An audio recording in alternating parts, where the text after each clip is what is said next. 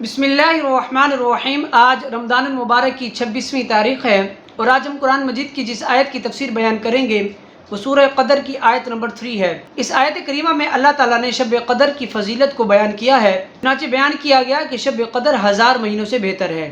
اللہ تعالیٰ ارشاد فرماتا ہے، اعوذ باللہ من الشیطان الرجیم، بسم اللہ الرحمن الرحیم، لیلۃ القدر خیر من الف شہر۔ ترجمہ، شب قدر 1000 مہینوں سے بہتر ہے۔ تفسیر، لیلۃ القدر خیر من الف شہر، شب قدر 1000 مہینوں سے بہتر ہے کے تحت مفتی صاحب فرماتے ہیں یہاں سے شب قدر کے عظیم فضائل بیان کیے جا رہے ہیں۔ چنانچہ شب قدر کی ایک فضیلت یہ ہے کہ شب قدر ان 1000 مہینوں سے بہتر ہے جو شب قدر سے خالی ہوں، اور اس ایک رات میں نیک عمل کرنا 1000 راتوں کے عمل سے بہتر ہے۔ 1000 مہینوں سے بہتر ایک رات۔ حضرت مجاہد رضی اللہ تعالیٰ عنہ سے مروی ہے کہ نبی کریم صلی اللہ تعالیٰ علیہ وسلم نے بنی اسرائیل کے ایک شخص کا ذکر فرمایا جس نے 1000 مہینے راہ خدا عز و جل میں جہاد کیا۔ مسلمانوں کو اس سے تعجب ہوا تو اللہ تعالیٰ نے یہ آیات نازل فرمائی۔ ترجمہ، بے شک ہم نے اس قرآن کو شب قدر میں نازل کیا، اور تجھے کیا معلوم کہ شب قدر کیا ہے؟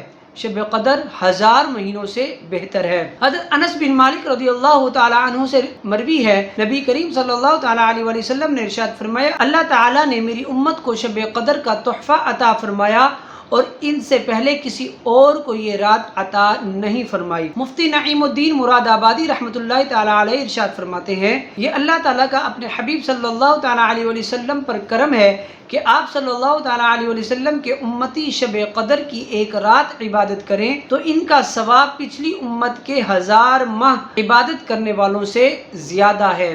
یہ تھی قرآن مجید کی آیت کی تفسیر جس میں بیان کیا گیا کہ شب قدر 1000 مہینوں سے بہتر ہے۔ اب یہاں ایک فرمان مصطفیٰ صلی اللہ تعالیٰ علیہ وسلم بھی بیان کرتے ہیں۔ حدیث شریف میں مصافحہ کرنے یعنی ہاتھ ملانے کا بیان کیا گیا ہے۔ چنانچہ حضرت برا بن عازب رضی اللہ تعالیٰ عنہ سے روایت ہے کہ نبی کریم صلی اللہ تعالیٰ علیہ وسلم نے ارشاد فرمایا، جب دو مسلمان آپس میں ملتے ہیں اور مصافحہ کرتے ہیں تو ان دونوں کے جدا ہونے سے پہلے ان کو بخش دیا جاتا ہے۔ یاد رہے، دینی پیشوا کا ہاتھ چومنا اور پاؤں چومنا جائز ہے۔ حضرت شیخ عبدالحق محدث دہلوی رحمۃ اللہ تعالیٰ علیہ ارشاد فرماتے ہیں، پرہیزگار عالم کا ہاتھ چومنا جائز اور بعض علماء نے فرمایا کہ مستحب ہے۔ یہ تو فرمان مصطفیٰ صلی اللہ تعالیٰ علیہ وسلم۔ اب یہاں ہم ایک فقہی مسئلہ بھی بیان کرتے ہیں۔